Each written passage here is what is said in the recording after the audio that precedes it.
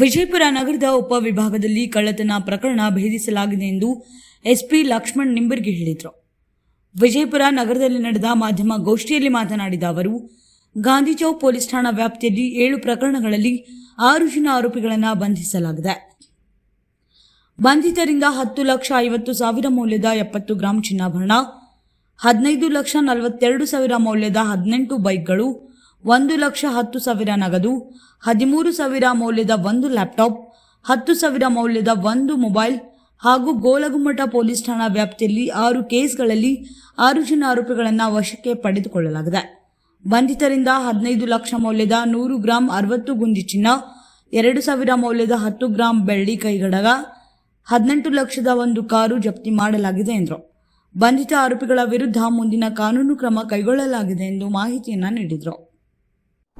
ವಿಜಯಪುರ ಗ್ರಾಮೀಣ ಪೊಲೀಸ್ ಠಾಣೆಯಲ್ಲಿ ದಿನಾಂಕ 14/4/2026 ಮಧ್ಯಾಹ್ನ 3 ಗಂಟೆಗೆ ಒಂದು ಕೊಲೆ ಪ್ರಕರಣ ದಾಖಲಾಗಿರುತ್ತೆ. ಪ್ರಕರಣದ ಸಂಖ್ಯೆ 173/2026 ಅಡಿಯಲ್ಲಿ ಇಂಡಿಯನ್ ಆರ್ಮ್ಸ್ ಆ್ಯಕ್ಟು ಮತ್ತು BNS ಆ್ಯಕ್ಟ್ಸ್ ಅಡಿಯಲ್ಲಿ ಪ್ರಕರಣವನ್ನು ದಾಖಲು ಮಾಡಿಕೊಂಡು ಪತ್ತೆ ಕಾರ್ಯವನ್ನು ಕೈಗೊಂಡಿರ್ತಾರೆ. ಅವತ್ತಿನ ದಿನ ರಾಜು ಬಾಪು ಕರೆ ಅನ್ನುವಂಥ 42 ವರ್ಷದ ವ್ಯಕ್ತಿಯನ್ನು ಆತನ ಊರಾದಂತಹ ಗೋಲ್ಡನ್ ದೊಡ್ಡಿ ಯಂತ್ರ ಅವನು ವಿಜಯಪುರ ಸಿಟಿಗೆ ತನ್ನ ತಾರ್ ಜೀಪ್ನಲ್ಲಿ ಬರ್ತಾ ಇರಬೇಕಾದ್ರೆ ಅಲಿಯಾಬಾದ್ ಇಂಡಸ್ಟ್ರಿಯಲ್ ಏರಿಯಾದ ಹತ್ರ ಒಂದು ಟಿಪ್ಪರ್ನಲ್ಲಿ ಬಂದುಬಿಟ್ಟು ಮೊದಲು ತಾರ್ ಜೀಪಿಗೆ ಡಿಕ್ಕಿ ಹಾಯಿಸಿ ಆತ ಯಾವಾಗ ಸತ್ತಿಲ್ಲ ಅಂತ ಗೊತ್ತಾಗುತ್ತೆ ತಳಗೆ ಇಳಿದ್ಬಿಟ್ಟು ಮತ್ತೆ ಕಲ್ಲಿನಿಂದ ಮಾರಣಾಂತಿಕವಾದಂಥ ಹಲ್ಲೆಗಳನ್ನು ಮಾಡಿ ತಮ್ಮಲ್ಲಿದ್ದಂಥ ಕಂಟ್ರಿ ಪಿಸ್ತೂಲ್ಗಳನ್ನ ಬಳಸಿ ಗುಂಡು ಹಾರಿಸಿ ಆ ವ್ಯಕ್ತಿಯನ್ನು ಕೊಲೆ ಮಾಡಿ ಅಲ್ಲಿಂದ ಪರಾರಿಗೈದಿರ್ತಾರೆ.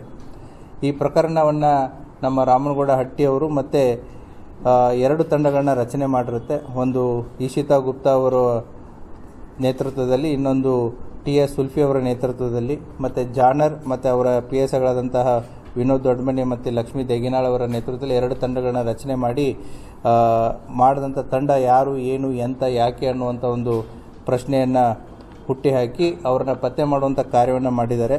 ಅದರಲ್ಲಿ ಒಟ್ಟು 6 ಜನ ಆರೋಪಿತರನ್ನು ಬಂಧಿಸಿದ್ದಾರೆ.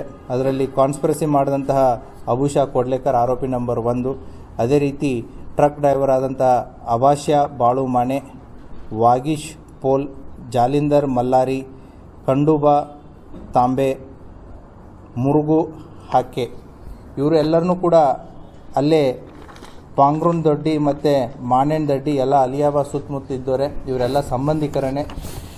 ಈ ಕೊಲೆಗೈದಂತಹ ಎಲ್ಲ 6 ಜನ ಆರೋಪಿತರನ್ನು ಬಂಧಿಸಿದ್ದಾರೆ.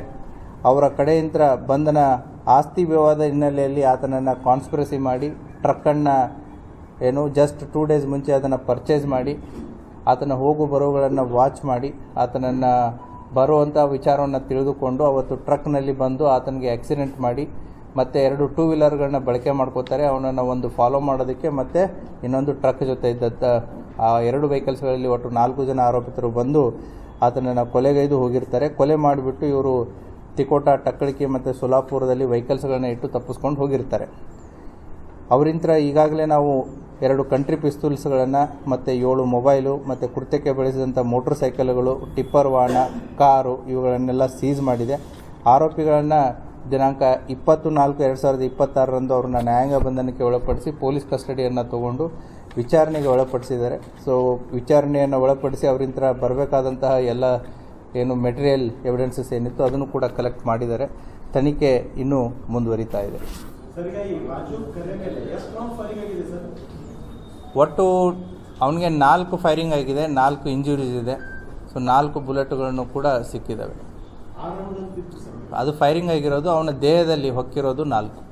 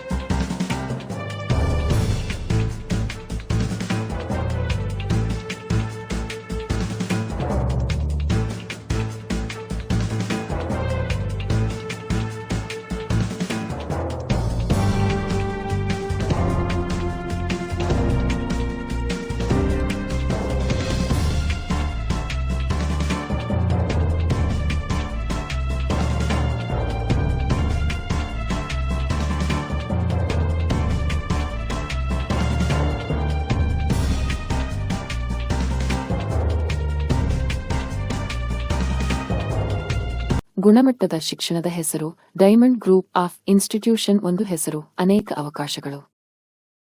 ರಿಂದ ಪಗವರೆಗೆ ನಾವು ರೆಗ್ಯುಲರ್ ಹಾಗೂ ಡಿಸ್ಟೆನ್ಸ್ ಮೋಡ್ನಲ್ಲಿ ಶಿಕ್ಷಣವನ್ನು ನೀಡುತ್ತೇವೆ. ಇದಲ್ಲದೆ ಸ್ಪೆಷಲ್ ಕೋಚಿಂಗ್ ಕ್ಲಾಸಸ್ ಕೂಡ ಲಭ್ಯವಿವೆ. NEET, IIT, JEE, KSET integrated courses. ಇಲ್ಲಿ ನಿಮಗೆ ಇಷ್ಟವಾದ ಸೈನ್ಸ್ ಕೋರ್ಸಸ್ ಲಭ್ಯ. PCM, PCB, PCMB. ಹೆಚ್ಚಿನ ಮಾಹಿತಿಗಾಗಿ ಈ ಸಂಖ್ಯೆಗಳ ಮೇಲೆ ಸಂಪರ್ಕಿಸಿ. ನಿಮ್ಮ ಭವಿಷ್ಯದ ಬಗ್ಗೆ ಕಾಳಜಿ. Diamond group of institution.